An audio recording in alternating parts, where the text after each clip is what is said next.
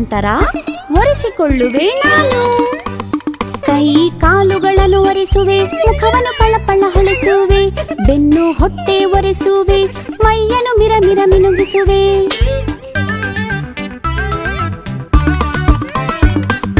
ಥಟ್ಟನೆ ಸ್ನಾನವ ಮಾಡಿ ಥಟ್ಟನೆ ಒಣಗುವೆ ನಾನು. ಪಟ ನನ್ನ ಕೂದಲನ್ನು ಬಾಲವನ್ನು ಆಡಿಸುವೆ. ಒಳ್ಳೆಯ ಬಟ್ಟೆಯ ಧರಿಸಿ ನಾನು ತಲೆ ಬಾಚುವೆನು.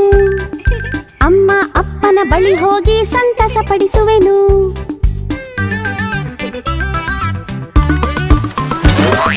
ನಾನು ನಿನ್ನಂತೆ ಮೈ ಜಾಡಿಸಿ ಒಣಗುವ ಹಾಗಿದ್ದರೆ ಬಾಚಣಿಗೆ ಟವಲಿಲ್ಲದೆ